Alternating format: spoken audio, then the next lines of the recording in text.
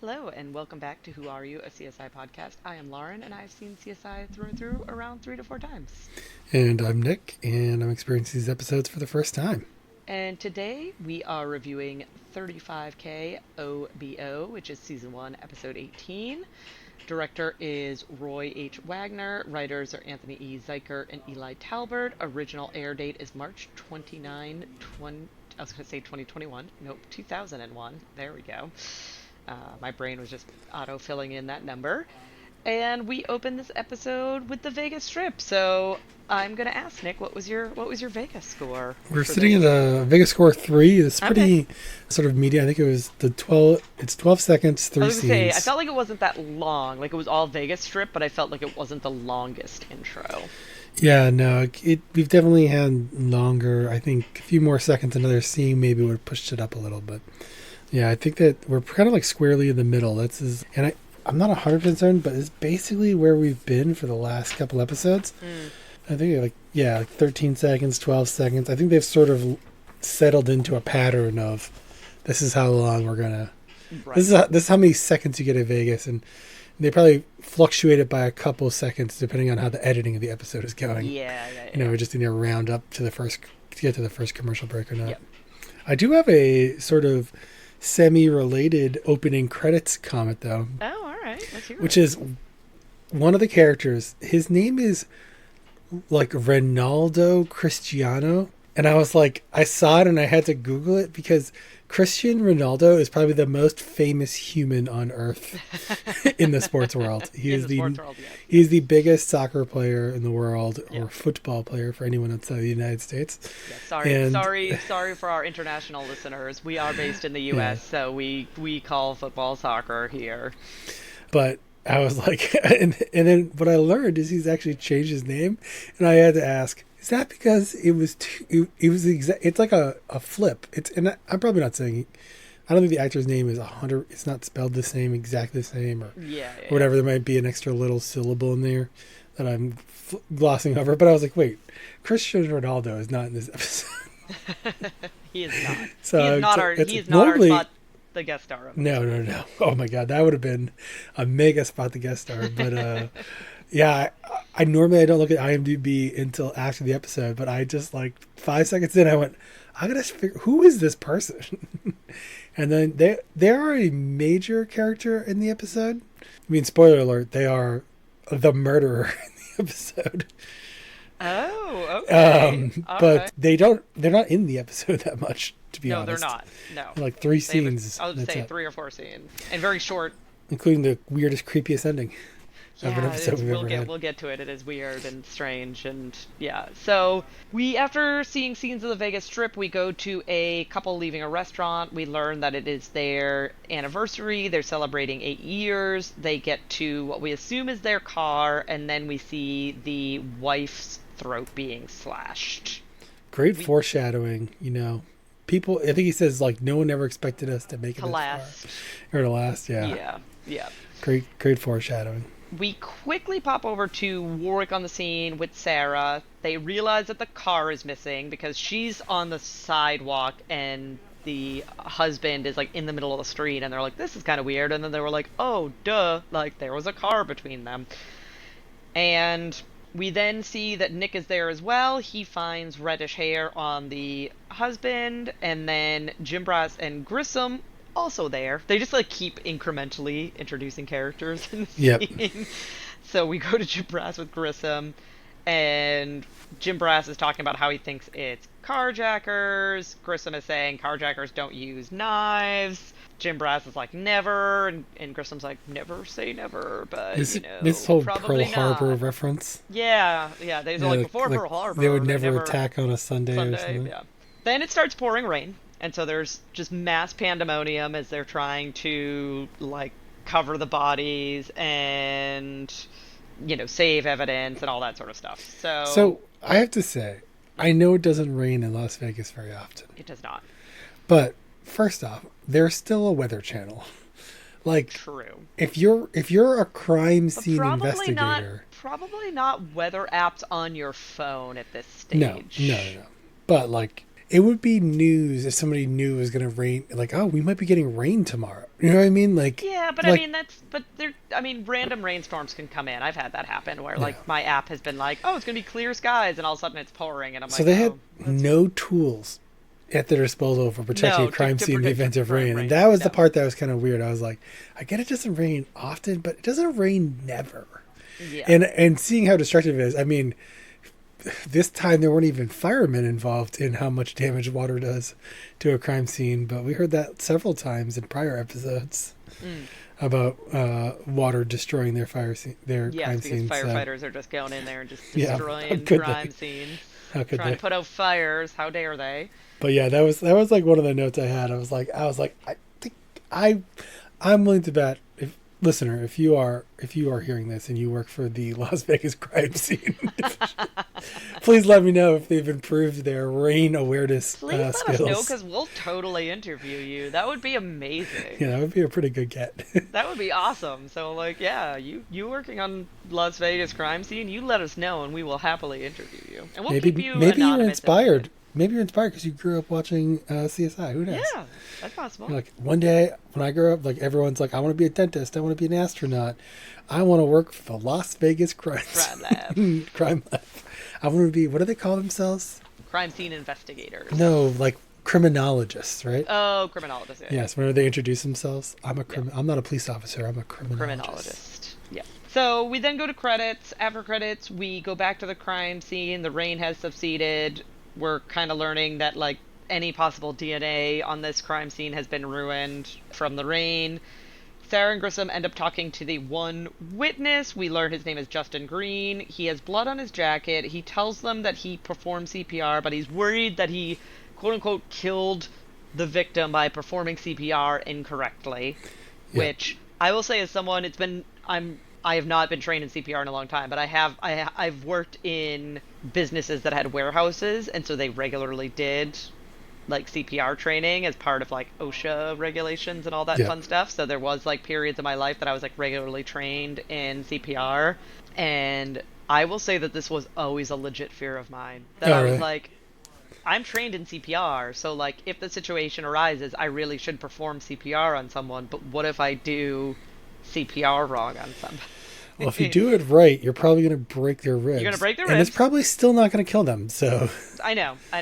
But it's a I used to actually I should probably get recertified in CPR or retrain in CPR, and then I used to carry around when I was certified. They have these like, and this was pre-COVID, but it makes a ton of sense. They oh, have the these like the plastic, masks. yeah, the like plastic things that you put over their mouth so that when you're like doing mouth to mouth, you're not like exchanging saliva with the person. That's And I used to carry those in my wallet so that if I ever had to give like a stranger CPR, I could like pull that out and I could use that's it. one of So those things like you think as like an individual, like what are the risks? What are the odds? Like if someone's hurt, I'm willing to take the risk and help them. But if you ever talk to like an EMT or like some other person who probably has had to give CPR a number of times in their yeah, life, yeah. like I bet you they all have one on them. Oh, I'm sure they do. You know, it's Yeah, you like don't know if someone has because you don't know they've if someone all has HIV, if somebody has, I mean, there's plenty anything. of, and again, this was pre-COVID that I had this, Yeah. but now like I think people are more cognizant of like COVID and the flu and things that like aren't as Yeah. aren't blood transmission but are via. But yeah, it's a real serious kind of risk, and the thing is in their fields they all have met somebody who has probably caught something. Like they have a first-hand Yeah, experience yeah. of it. Oh, I'm sure they have. So they always have it safely. But yeah, there's Yep. a lot of random things out there you could contract from a person, but also like I don't know, depending on where you are in the situation you're at, there could also be like drugs or chemicals or Yeah, things I mean, there's a I ton don't of know what someone's had. you in don't their know, mouth. you don't know, and so I had to make a note of this. I had to laugh at this a little bit because it's just as like a pattern for Sarah. She needs to take his clothes. Sarah's just like always taking clothes from people. Sarah's always the one that's like, sorry, we're taking your clothes, and they're always like, are you sure? And she's like, yep. And so they take his clothes. She's like she's not very tactful with it either. No, Deep she's down not. inside, she likes it. You know what I mean? Like Yeah, she, she's like she's she riding likes, that power wave. she just wants to see You how get they're going it, to Sarah. respond. You get it. We then go to storyline B with Catherine arriving at her crime scene. She meets Detective O'Reilly at this collapsed building. They have a quick little back and forth.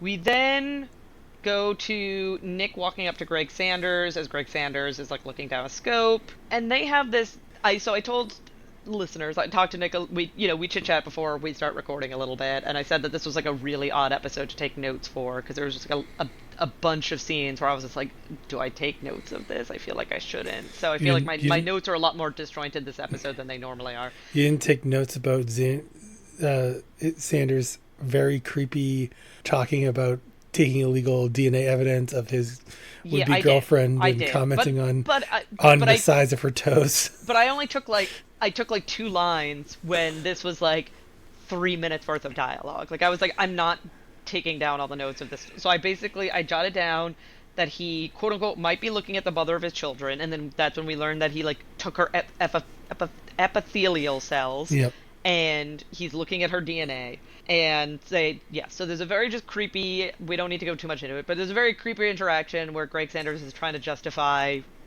illegally obtaining a DNA sample and thinking that that's like somehow going to give him the information on this potential mate versus just talking to her and getting to know her. There's probably only like a 15-year period in television history where this scene could exist. Yeah. Because prior to 1998, it would be too risque to put on TV.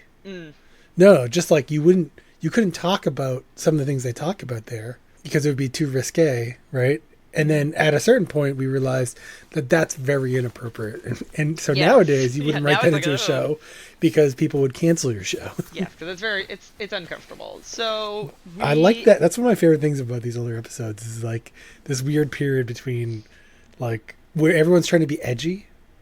Yes. This is definitely a push the envelope sort of show, especially in earlier seasons. But they haven't quite figured out how to not be creepy. That is very true. So it takes us way too long. Like there's way too much before we finally realize that the hair that Nick collected at the scene is cat hair, because that's really what we need to learn from the scene, is that the hair collected from the dead husband is cat hair. That's all we needed from the scene. We didn't need all the creepy Greg stuff. They didn't even explain why. Like, I get you could probably tell somehow, but they didn't tell me. He just said, like, it's cat hair, and they were like, okay, it's cat hair. Like, that was just an acceptable thing. We go to Grissom with Doc Robbins. We learn that the husband was stabbed 5 times. The wife just had her... I shouldn't say just, but the wife had her neck slit once. Like, she just had one wound, which is where the just comes in, not trying to minimize the injuries that she sustained. We also realize that the husband has defensive wounds, and it appears that he is suffering from injuries from 2 types of weapons, which leads Grissom to think that 2 attackers were involved. This comes back later. I like to imagine dual wielding, you know. This is true. Again, Nick and I, for those of you who maybe are not listening to these episodes in order, Nick and I have been friends for a very long time, but one of the things that we do together as friends is play D&D. So... Including this weekend, which I'm very much looking forward. I bought a t-shirt specifically for my new character, so I'm going to wear that. And I'm probably bringing Gabby with me, so D&D Pup is going to be representing again. I was going to leave her at home, but then my mom was like, "Oh, can I come over? Can I come and stay over on Saturday night?" And I was like, "Yeah, I have D&D though, so like I won't be home until like 7:30 at night." And she's like, "Oh, that's fine." And I'm like, "All right." But the dogs play really rough with each other, and it makes my mom nervous. Okay. And so I was like, "Oh, if I leave Gabby at home and it's just my mom and the pups, like my mom is gonna get like really especially overwhelmed." With the new puppy. Yes. So I was like, "I'll bring Gabby with me, so my mom doesn't have to." Like she loves Gabby and she likes spending time with her, but the dogs like wrestling makes my mom very nervous. So, and I say this, listeners, my dogs are a 7-pound Chihuahua, an 11-pound or 11-pound Dachshund, and a 17-pound Jack Russell mix. So these are not like giant dogs wrestling each other in my house, but they still make my mom very nervous. So, yeah. And I respect that. I don't want to make her uncomfortable. So we then go back to storyline B. Catherine is approaching the district engineer. She wants to learn where the point of the collapse was. This was another one where I felt like I could have taken a lot of notes, but I didn't. It's just really annoying, condescending back and forth. Yeah, I think this is where I wrote down everyone is so snippy in this episode. Yes, everyone is very snippy in this episode. And it's like they're back and forth. They have this thing. Actually, Catherine's character is often written very sort of like, I want to say combative, but like she doesn't take crap from people. Yes. You know what I mean? So if somebody pushes on her, she pushes back harder. Yeah. And that guy is really not being appropriate. So she was really just elevating it consistently. So it was, I don't think that Catherine was unreasonable in this scene. I feel like she was just like, you're trying to talk down to me, be kind of condescending, and I'm gonna call you out, and I'm not gonna let you just like, I'm not gonna like let you walk all over me and call it a day. My favorite line from the scene is like, he says like, reference her, doesn't call her, like say her name. She says her name. She's like, and he's like, sorry. She's like, no need to apologize. Just know who you're talking to. Oh, that's a little bit later. But is yes, it? Yeah. Yes, but I know exactly what you're talking about. But they continue this exchange for a while, I guess. I mean, the entire episode. Every time there's a scene with two of them, it's basically that. I thought they were going to be making up by the end of the episode. That feels like how they would have written that. Not that it's appropriate. But, no, but you were like, they're building the tension for a reason, aren't they? So we have a very quick scene where Sarah is walking with Grissom down the hallway. She kind of gives a backstory on the victims. They can't really like make heads or tails of like what happens. We then see Warwick making a paste. He inserts it into the wound. We learn that he is casting the stab wound so he can try to identify the murder weapons. And Jim Brass comes in, lets him know that the SUV has been located. That shifts us over to Jim Brass and Grissom arriving at the SUV. Grissom opens the door, body falls out, just bloop. And we have called out...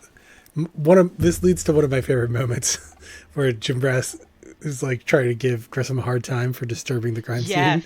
Yeah, and he goes, you just know it's going to bother you all day, right? Yeah, and he gives him a look, and and it pans over to Grissom, and he's like, yeah, it's gonna... I will say, we've called out in the last few episodes about like halfway CSI where like they're just like doing things like not quite up to snuff. So I had to point out that Grissom tells Jim Brass to put gloves on before he touches something in the car. Jim Brass goes to like touch the purse, and Grissom is like, put gloves on, man. Like, you can't just touch evidence. And I was like, yay, all the way, CSI. I do believe Grissom was not wearing gloves when he opened the door, though. That is... Well, they noted that the rain would have compromised anything on the outside of the car. Yeah. I also, like, I didn't write this down, but... Because it felt too whiny, but I was like... The body falling out of the car scene was kind of like... You're telling me nobody looked in the window? I know, because they were like, they said like, oh, we didn't open it up, but like, yeah, no, I know. Yeah, I was like, you would flash your lights in there and take a look. Well, it was broad daylight. Oh, that's true. It was broad daylight in that scene, and so it's like, okay, well, they just wanted to have a body. They wrote it in the scene. A body falls out of the car. They shot it the best they could. Yeah. Oh well, but plus, I like the line in Grissom, so I kind of like gave it the pass. Yeah. Jim Brass IDs the victim. It is a one Jessica Hall. Nick then arrives. Grissom finds cat hair on Jessica, and we learn that no such hair was found on the wife. So the victim, the woman that was stabbed, no said cat hair on her. I like how Nick is clearly just in this scene because Grissom, they haven't had a chance to tell Grissom about the cat hair. Yes, this is a like we need to tell Grissom about. Did they need two CSI investigators in this scene? They didn't even know there was a body yet. I know. And we go to Catherine. She wants to like go into the basement where the cause of the collapse is believed to be. The engineer tries to talk her out of it. Again, just kind of. I made a note that like there was I labeled it as an EU conversation about her being divorced. Like he's like, oh yeah. I bet you're not married, and then he's like, ugh, I bet you're divorced. Because like heaven forbid a woman stand up for herself. Like heaven forbid. Joke's on you. She's not divorced yet. Her creepy husband. That's true. True story. She's not. Trying to take a mortgage out in their name. Yeah. They're separated, but they're not divorced, so she's not technically divorced. And also trying to take away I have a list of like in the back of my head of like unanswered questions of CSI, and one of them is what is going on with the daughter and the parental rights and the investigation. They've not really gotten back to that. They haven't. It's been quite a while since they've touched on. You haven't seen Eddie, right? That's his name. Eddie. Yep. We haven't seen him in several episodes, and so yeah, it's just like these things that I try not to, like, I don't bring them up here because obviously you've seen the show enough to know all of the answers. Mm-hmm. And so I don't want to sort of spoil. I just assume they're going to get back to these things later on.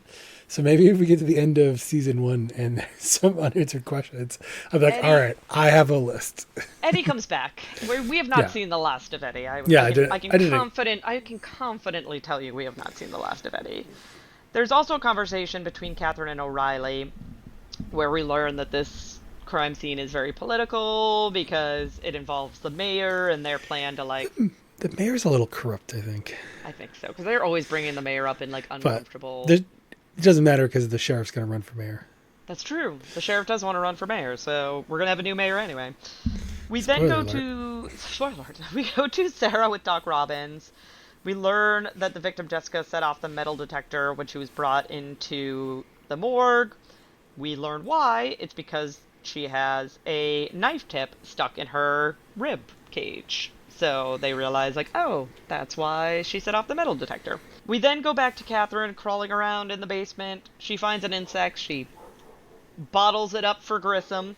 That was kind of a dead end. I had such high hopes. Yeah, that it moment. did. That did end up. Spoiler alert. That ended up being a dead end. She experiences some rattling, which we learn is because of F-16s flying overhead because there's an Air Force base not far from this crime scene. And then we also learn that the support beams are wood, and one looks like someone had taken a sledgehammer to it. So, like, that's awkward. More than once. More than once, yeah. Yeah, it wasn't just one little dent. It was, like, a pretty serious amount of damage done to this support beam. Then, this whole scene was another one that I was like, all right, I'm going to take a few notes because we have to talk about it. It's an important scene, but I just was like, I don't know what I'm supposed to say about the scene. So, we go to Sarah and Jim Brass at a knife shop. Oh, yes. Where we magically, within the course of like 3 minutes, learn that the tip is from a dagger, that it's carbon steel, and then we also learn the exact match of dagger it is. All within 2.5 minutes, maybe? I was like, this scene, I was like, all over the place in terms of like, okay, I get it. You're in like a weapon shop. This guy really likes knives. He knows a lot about them. That's all good and fine.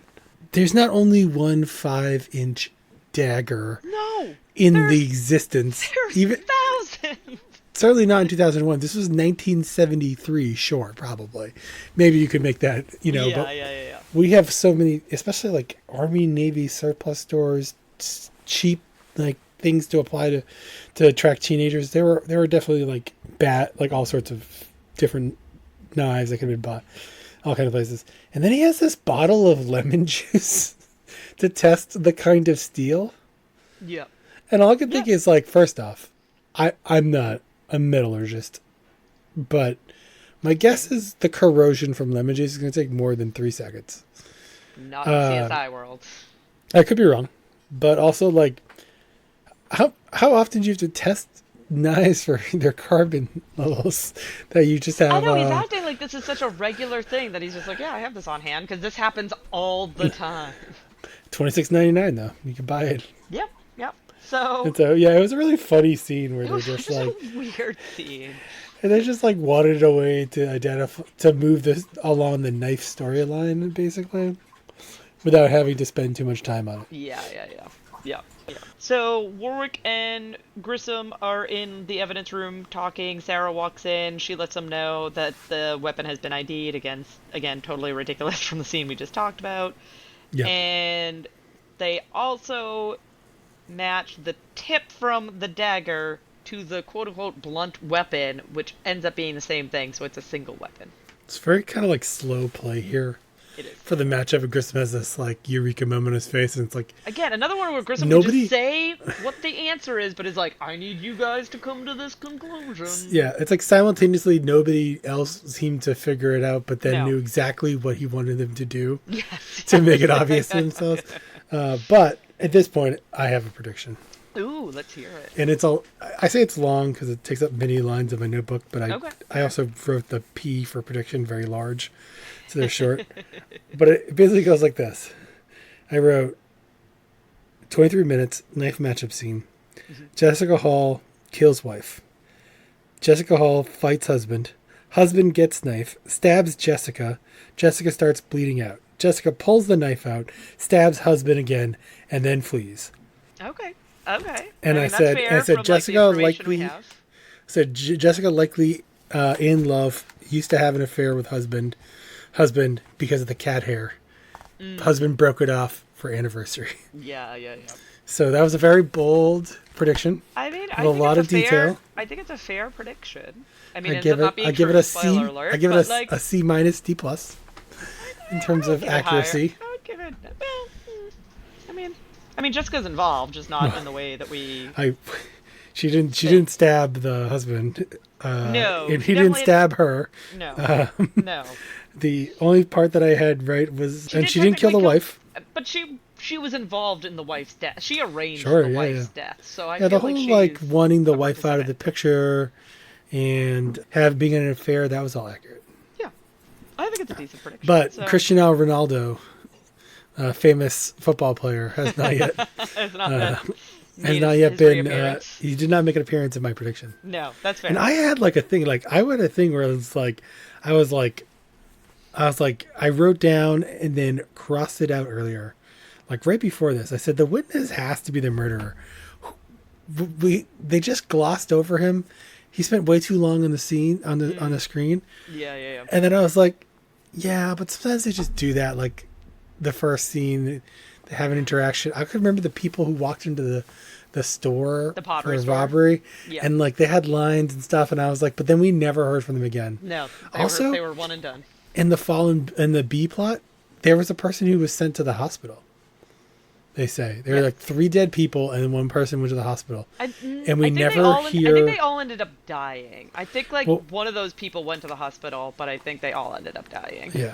Yeah, 3 older sisters dead, and I wrote 1 taken in an ambulance, and then we never hear from them ever again. So I was like expecting to that's what I mean. Like sometimes they just they die off camera. Yeah. You know. Yep. So we then go to Grissom IDing the beetle for Catherine. We learn that it eats softwood. We also get the confirmation that the damage on the beam was intentional.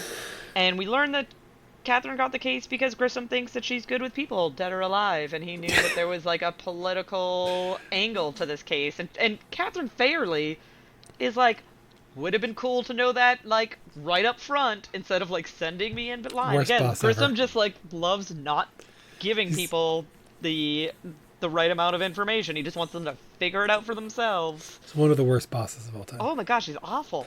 I would not want to work for that guy. So we then see Warwick and Sarah. They are processing the SUV. They find fingerprints.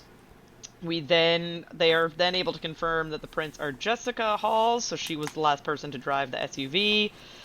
Nick arrives. He has a new theory, which is sort of similar to your theory, I think. I put that Nick has a new theory, and then of course I didn't put the details of what that theory was. And his theory migrated a few times, so I'm I think this is when he kind of thought that she was in on it. I was definitely running, I think, a little high. I thought, oh man, I got it. This is going to be true. I forget the exact details, but it was got the point, the idea of the fair. I thought that was pretty obvious. There was something that pretty strongly, but yeah, that Jessica kills the wife and then turns on the husband or something. Yeah. So they go more into the detail on this in the next scene. So we go to Nick, Warwick, Sarah, and Grissom. They're in the evidence room.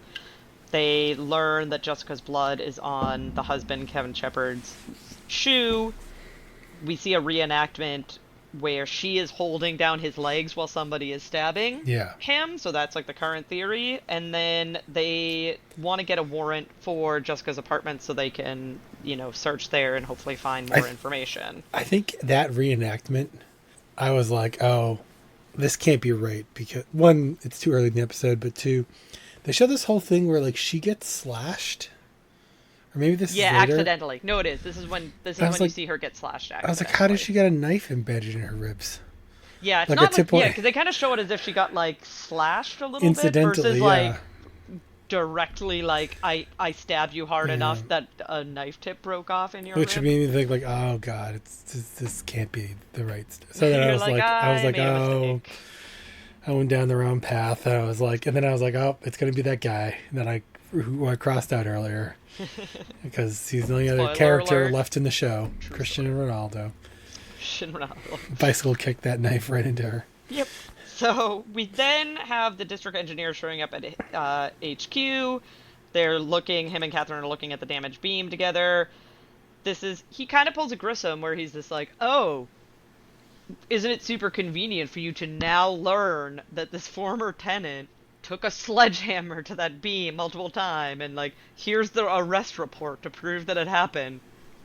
You didn't think to mention that earlier in this investigation, sir? Like, oh, okay, great, thanks for pulling a Grissom. It's kind of a shortcoming of Catherine too that she didn't, like, you think that'd be the kind of she evidence didn't, like, she should have uncovered. Yeah, well, we learned that he didn't put it in his report because she says like, well, why didn't you put that in your report then? Yeah.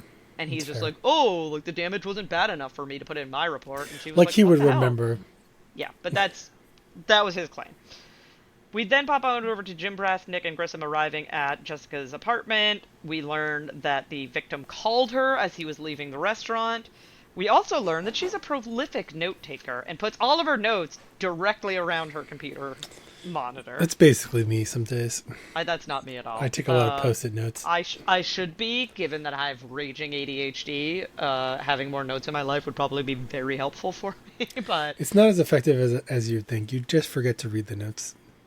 Yeah, or I just misplace them. I do take notes sometimes, and then I'm like, oh yeah, I know I took a note on this, and then I try to find it in the, like, 15 notebooks that I have around my house, and I'm like, which notebook? What page? What color pen did I use? I have a note to do something at work on Monday.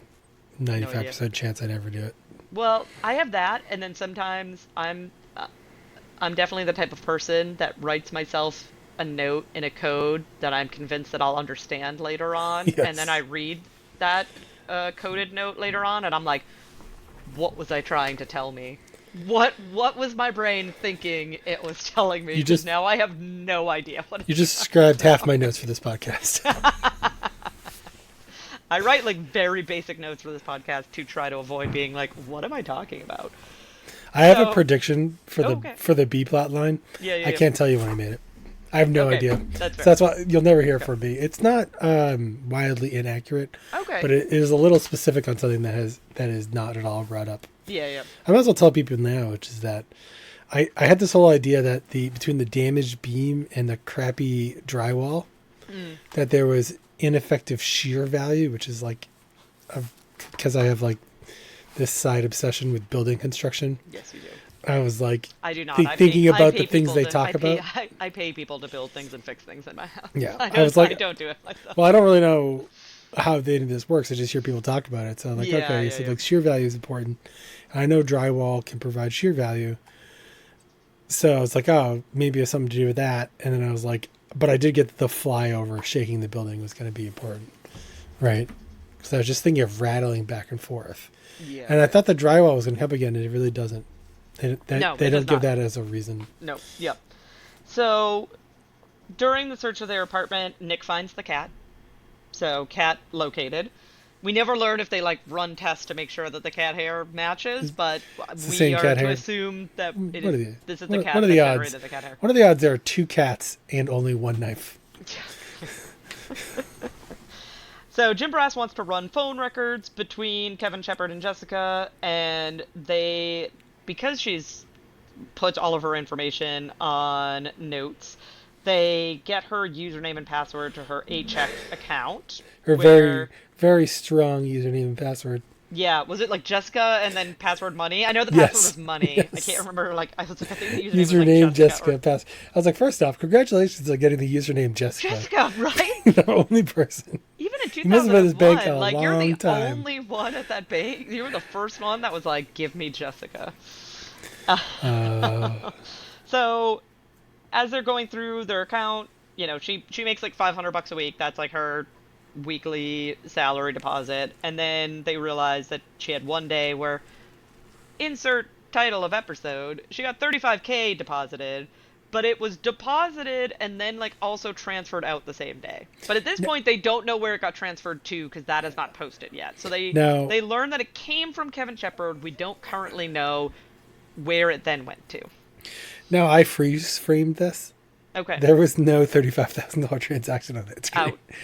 Oh, at all? No, I think in a later scene they show like bank stuff again, and it's Yeah, there. yeah, yeah, yeah. But But not in this scene. I was like, in this, I was like, what are they talking? Because I looked, I don't know, the numbers are all relatively the same size, so like, I'm used to staring at columns of numbers for my job. That like, I was like, wait, I didn't see $35,000 on that screen. The highest number was like $500. And so I like rewinded it and like freeze framed it, and surely they did not. But I was like, oh, this thing. And then later on, I was like, they did show it, and I went, oh, so this is just bad editing. Yeah.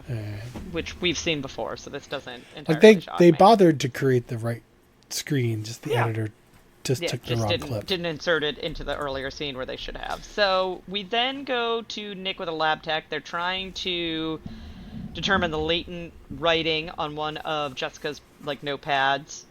They, after running some fun little tests, realize that it says Andre's at 9 p.m., which leads them, and then like some other instructions, which lead them to believe that Kevin wasn't supposed to die, but he was planning to kill his wife.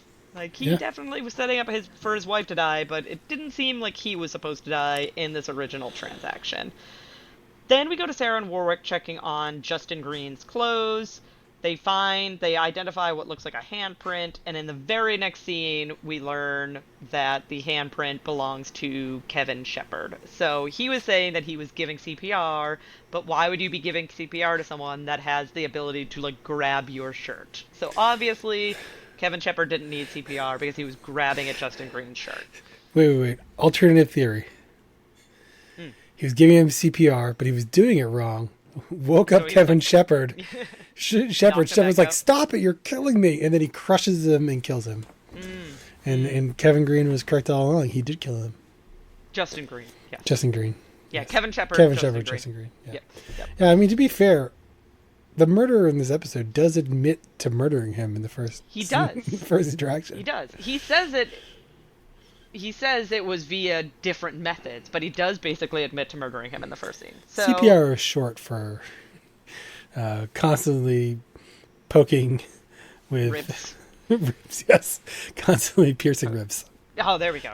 Constantly piercing ribs. Love it. Yeah. All right. So we then go to Catherine exiting her crime scene. She's looking at like this little memorial that has been set up outside of the house, and then more planes fly overhead, and we kind of like see the memorial items rattling. This then transitions us to Catherine running an experiment, and this is where she walks the director of engineering through the fact that it is sound vibration that caused the collapse. And I had to make a note here, and I'm curious if you know. I'm sure you did, because you notice a lot more details than I notice. So I was like, when I saw this, I was like, Nick is totally gonna notice this. But they show a recreation of the collapse, and it's obviously a dollhouse. Oh yes, yeah. Like, where it's like fading in and out of It is genres, and then the top part just swings down. It is blatantly obvious, not a recreation of like a real building. That is like they built a dollhouse and then they collapsed the dollhouse, like blatantly dollhouse collapse. It's a lot of budget constraints in that one. I mean, it was fine, but I had to laugh because I was like, I was actually blown away by the collapsed building in the opening scene, being like, yeah, that's a lot of set. That's a lot of set. Yeah. And her like climbing through, like that was like a lot. That's a lot to set up. So I'm not judging them for using a dollhouse for this. It makes complete sense. Yeah. I get that like the budget to like set up a real room and collapse a real room or even a mock room would be crazy compared to just building a model and collapsing the model. That's a long time Hollywood, special effects tool. So I don't blame them, but I just was like, wow, that's obviously a dollhouse. I wonder if somewhere in the long credits it's like Steve Smith, dollhouse builder. Yeah. I wouldn't. No, I'd get bored of that. Again, ADHD. I was like, oh, could that be my job? Like, Professional dollhouse builder for movie sets. Yeah, just for movie sets. Like, just hey, make us a doll set. I'm not artistic enough to make that actually happen. We then go. So that wraps up storyline B. she gets the director of engineering off the hook. It would have been easier if It's you not his didn't fault. make me a suspect. I know. Ugh. Ugh. Every time that guy talks, I'm Are like, you free ugh. on Thursday night Yeah. to go out for dinner? What are you doing now that your case is wrapped up, huh? We then go back to the team, minus Catherine, looking over the phone and the banking records. This is probably where the banking records actually did have Yeah. the transaction posted. We learned during this conversation that Jessica and Justin were married. They used to share a last name.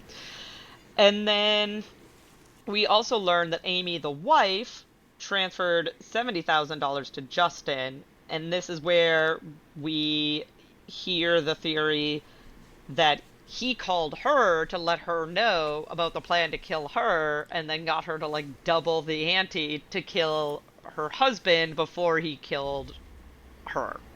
Basically, it was like, hey, Yeah. your husband's planning to kill you. He's willing to pay me 35K, but if you pay me 70K, I will kill him instead. And she's just like, done deal. I also got really confused because didn't they say that Jessica also wired him $70,000? And I was like, where did she get No, another 35. 35,000? Oh, okay. Amy wired him 70K, Jessica wired him 35K. And then we learned that Jessica was just like the loose end, right? Like she was like his connection to them, so he needed His to get rid of ex-wife. her. Yes, his ex-wife. And we then, and this is, Nick and I talked about this very briefly. I'm not even sure if we were recording or not, so this might be news to you guys. It might not be. But then we go to a scene with Jim Brass and Grissom with Justin. They're asking, like, why even have Jessica there? Like, what was the point of having Oh, yeah, Jessica this is there? the And then creepy he's ending just, scene. yeah, and he's just Yeah. sitting there. He doesn't say anything. Doesn't They say anything don't. stone-faced. They don't insinuate that he's going to jail. No, we have no, I mean, like, or arrest him or charge him. We have no No. idea what happens to this case. nope. We have no, they just call Their it a day. evidence is not great. No, it's I not. don't think that guy's going to jail. No. Well, we'll see, but... Well, I mean, he'll be arrested. Well, we won't but see, but, listeners, let us know. Do you think that Justin is going to You jail? gotta get with the DVD director's commentary to find out. that? Yeah. And then we have our final scene with Jim Brass and Grissom walking down the hallway, and this is where Grissom ends the episode by being like, don't you know? Looks can kill. Ba-da-ba. And then that is I don't even the end remember of the that. episode. Well, you didn't do a full second watch through, so... But I watched that scene Oh, okay. twice. No, I finished the thing. I just skipped like 5 minutes worth of scenes throughout. Especially like when the guy is like revealing the handwriting, because I didn't have on my second walk through. I did not have quite enough time today, Yeah. so I kind of rushed it. And yeah, like when they're like processing evidence, I skipped the creepy Xander scene conversation. Sanders. Yeah, no, I'm Love gonna do calling it. him Also, he has a Z in his last name. He which does. makes it His so much worse. actual last name. Every the time I actor's read it. last name. Eric Zeminda. Yeah. And Sanders, he shakes the scene where he's talking about his creepy relationship. I skipped That's fair. 20 seconds of that scene. Yeah, there's and no skipped need. That scene 10 was seconds, basically pointless. a lot of the approach scenes where they're just like walking into a crime scene. Yeah. Things like that. There's definitely So- a lot of filler in this episode, but Yeah, I I'm had, curious. I had 40 minutes to watch a 45-minute episode, and I made it work. Yeah, that's fair. So I am curious, Nick. What did you think of this episode? It was so good that I watched it a second time. Oh, wait, no, that's not true. Oh, wait a minute. Fully watched it a second time. I really disliked the entire B storyline. Okay, For fair. the building. I honestly didn't like the character, the engineer, or any of the interactions that he had with Catherine. I don't think I had a problem with the storyline itself. I think that's kind of a cool, It's just the interesting interaction. thing. I didn't like that. The main storyline was okay. It was like kind of middle of the road for me. Yeah. This is probably the lower end of episodes. Like, I think that I procrastinated watching this the other night because I was like, I'll just watch it tomorrow. And then I ended up being crushed for time because I was kind of like not really that into watching it a second time. And so that always has to tell you something. Like, I feel like it's not at the bottom of my list by any stretch of the imagination, but it just like, it definitely wouldn't even be under consideration for like the top of my list. Yeah, I one of my like rating things is, for those who listen often, we both of us tend to watch the episodes at least twice before we record. And if I like the episode, I have like no qualms about watching it again. Even if I've watched it like 3 days before, I'm like, hey, yeah, I can totally like watch that again and take notes. And this episode, I was like, ugh. Yeah, I have to exactly. watch this episode again and like take notes on The it this episode is time. I had choppy zero. too. It's it was so hard to take notes because it was like there was so much like random filler that I was like, ugh, I could take note. Like we could talk about this, but like, why should we? And then I was like, then I was worried. That's I a have good so point. many There's a lot of parts of this episode that are just not paramount to the plot. No, and that's what like I usually have like another probably page and a half of notes I could have had usually three when plot we lines. do these episodes. And I didn't because there was just so many things that I was like, this doesn't matter, and I'm not gonna worry about taking a note on I it have because like it really doesn't matter, and I'm not gonna waste my time and effort taking notes on I it. have I have two lines of notes for the B plot. The first one is fallen building, three older sisters, one taking an ambulance. The last one is prediction, lost shear value, thin drywall, damaged beam, flyover, shake the building. Yeah. I wrote, there was nothing else that happened in that storyline that was worth No. writing anything down about. No. And then it just kept syncopating. The other storyline was probably better than it felt like. Although the Yeah, end of it is weird. Like the whole, like they're very sort of like MacGuffin-y, like, oh, no, he called the wife and she offered him double Yeah, instead like, of they the just calling the magically know cops. this. Yeah. You could call the cops. Right. Or Like if you someone could called, murder your husband. yeah, like if someone, I mean, I do have a partner, and I mean, we've only been dating for a few months, so I don't think that we're at the stage yet that they're trying to hire a hitman to off me. Like, there's no financial gain on You're their really part. quick with a yet there. Yeah, well, you I never think do, you got to give yourself a little more credit. Well, I mean, No one's hired a hitman to kill you yet. that is true. Well, that I know of.